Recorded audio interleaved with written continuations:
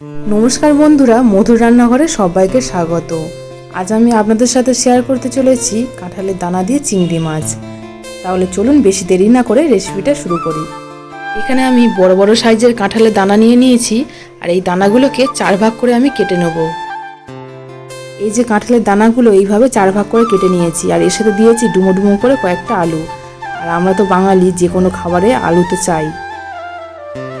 এবার এখানে দিয়ে দিলাম 3 চামচ পরিমাণে সরষের তেল। আপনারা চাইলে এখানে সাদা তেলও ব্যবহার করতে পারেন। এবারে এখানে তেলটা গরম হয়ে গেলে দিয়ে দেবো চিংড়ি মাছগুলো।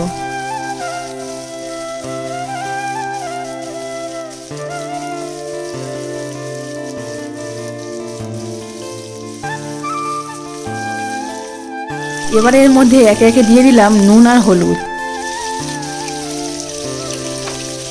নুন আর হলুদটা দিয়ে চিংড়ি মাছগুলো ভালো করে আমি ভেজে নেব।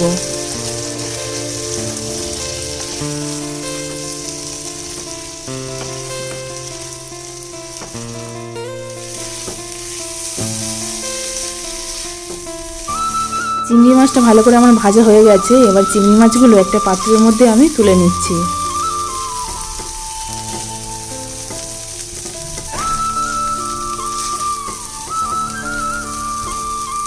এই চিংড়ি মাছ ভাজার তেলের মধ্যে দিয়ে দিলাম বেশ কিছুটা পরিমাণে সর্ষের তেল। তেলটা গরম হয়ে গেলে এর মধ্যে দিয়ে দিলাম 3টে কাঁচা লঙ্কা, আর দিয়ে দিচ্ছি কালো জিরে আর নর্মাল যে জিরেটা আমরা ব্যবহার করে থাকি সেই জিরেটা।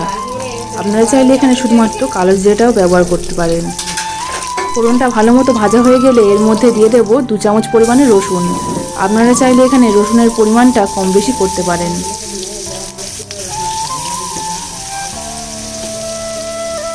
এবার এর মধ্যে দিয়ে দিলাম 2টো বড় সাইজের পেঁয়াজ কুচি।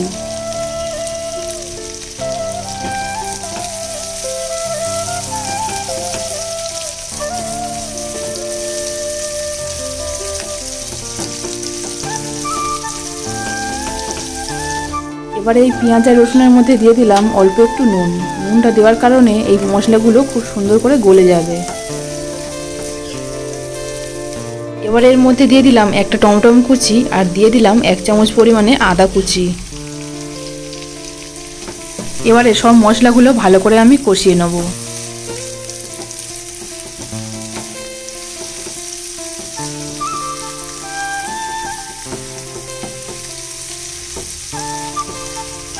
এবার এর মধ্যে দিয়ে দিলাম পরিমাণ মতো হলুদ, আর দিয়ে দিলাম অল্প একটু লঙ্কার গুঁড়ো।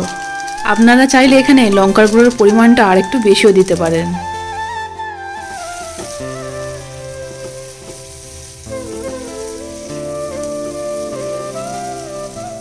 এবারে এর মধ্যে দিয়ে দিলাম পরিমাণ মতো চিনি। আপনারা চাইলে এখানে চিনির পরিমাণটা কমও দিতে পারেন। আর দিয়ে দিলাম গরম মশলা।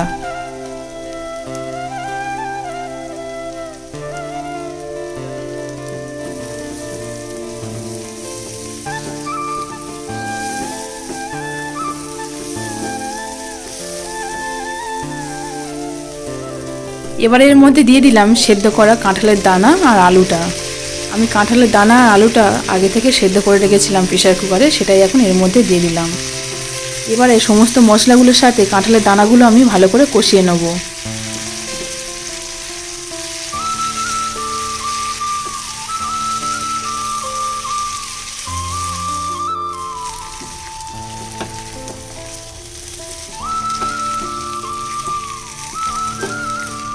এবারে আমি এর মধ্যে দিয়ে দেবো চিংড়ি মাছ ভাজাগুলো। এবার সমস্ত উপকরণগুলো ভালো করে আমি কষিয়ে নেব। যত ভালো কষানো হবে তরকারির টেস্টও কিন্তু তত ভালোই হবে।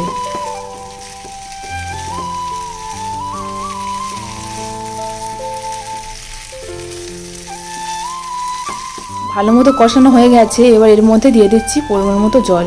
এখানে কিন্তু আমি খুব বেশি জল ব্যবহার করছি না, অল্পই ব্যবহার করছি, কারণ কাঁঠালের দানা আর আলুটা আগে থেকে সেদ্ধ করা, তাই অল্প একটু জল দিচ্ছি যাতে একটু গ্রেভিটা হয়।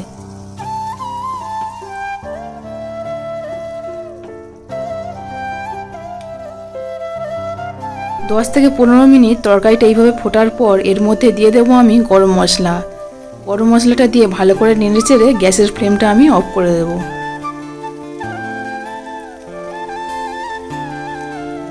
তরকারিটা একবার দেখুন কত সুন্দর মাখো মাখো হয়েছে, আর তরকারি থেকে খুব সুন্দর গন্ধও ছাড়ছে। এই সময় আপনারা চাইলে অল্প একটু ঘিও দিতে পারেন। এবারে একটা পাত্রের মধ্যে আমি তরকারিটা সার্ভ করে নিচ্ছি।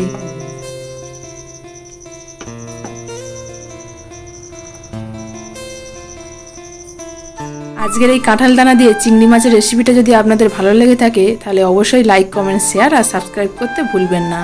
আজকের এই পর্যন্তই থাক, আবারও দেখা হবে অন্য কোনো রেসিপির সাথে। টাটা।